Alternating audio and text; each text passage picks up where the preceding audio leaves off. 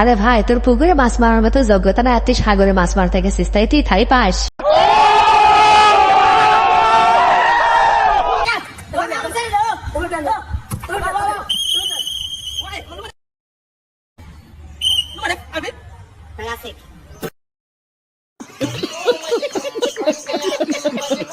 আরে ভাই, তুই ওই জায়গায় ফুটবল খেলতে গেছিস, যেটা আশা করছিস সেটা না। প্রেমিক প্রেমিকার মধ্যে কে আগে রেগে যায়? প্রেমিক প্রেমিক অবশ্যই। আরে কেন? প্রেমিকের জ্বালায়।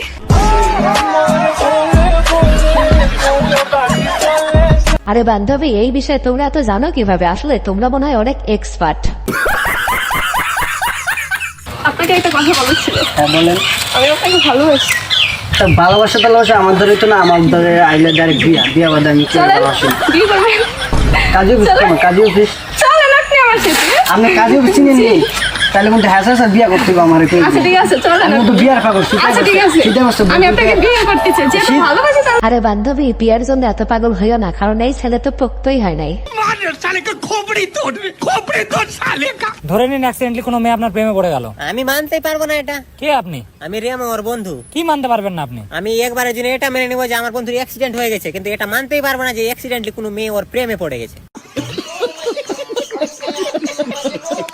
কেন ভাই, তোর বিশ্বাস হবে না কেন? তোর বন্ধুর কি ওইটা নাই নাকি? আরে বন্ধুরা, তোমরা শুধু উল্টা পাল্টা ভাবে না। আমি তো বললাম তার বাড়ি ঘর আছে নাকি।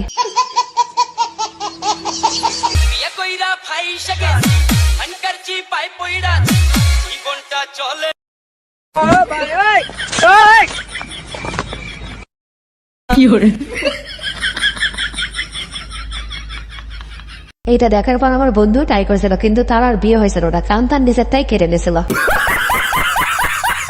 কি ব্যাপার, শুয়ে আছো যে? তোমার না আজকে ফ্রেন্ডদের সাথে কক্সবাজার যাওয়ার কথা ছিল? না, ওইখানে বউ নিয়ে যাওয়া যাবে না, বউ এলাও না, তা আমি মানা করে দিয়েছি, আমি যাব না।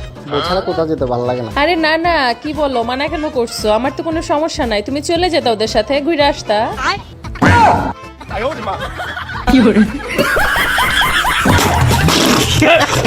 ভাই, তুই তো নিন্দা টেকতে খাটায় গেলি, যখন আসবি না তখন যে তোর কি হবে না সেটা ভেবে আবার এখনই কান্দা পাচ্ছে। বছরের কয় রাকাত নামাজ কোন তো ফরজ নামাজ? আমি একটাও কম না হন। কে না বাবা, আমি রাগ করিনি, আমি বলবো না, বলছি। চুপ বেটা, তুমি কি বুঝো? আপনি তো পারেন না। না আমি পারি না, না করছি, পারি না জান। বন্ধুরা, একটা সাবস্ক্রাইব করে দাও না প্লিজ। সে সুস্থ সবল, অন্ধ সেজে মেয়েদের গায়ের সঙ্গে ঢোলাঢলি করে। সে যখন তার ব্যবসাটা চালায় তখন এমনি ভাবে অন্ধের ভান করে। আমি মোবাইল নিয়ে তার সামনে গিয়ে দাঁড়ালাম। দেখেন, সে যেন কিছু দেখছে না, অন্ধের মতো শূন্য কক্ষে ঢুকেছে। আমি সামনে নিয়ে যখনই মোবাইল নিয়ে দাঁড়ালাম, সে এখন আমাকে দেখেছে। সামনে গিয়ে আবার সামনে দাঁড়ালাম, সে ওদিকে ফিরে যাচ্ছে। সে আমার হাতের মোবাইলটা দেখে চিনতে পারছে। আবার সামনে গেলাম, দেখেন আবার ফিরে যাচ্ছে। সামনে দাঁড়ালাম, দেখেন সে অন্ধ। এইবার দেখেন, হাত দিয়ে দেখেছে মুখ, দুই হাত দিয়ে মুখ ঢেকেছে। সে কিন্তু আমার মোবাইল দেখছে। আরে দাদু, তুমি যে এই বয়সে এইসব দেখতেছো, কেমনে কি করবা? হুট করে মেসেঞ্জারে যায়, যায় এসে লেখে হাই। ভালো ছেলেরা তারা বলে মেয়ের মেসেজ দেখে বলে আমি নাই। আর যদি খারাপ ছেলে হয়, তারা যখন শুনে যে হাই, ছেলে কয় তাই।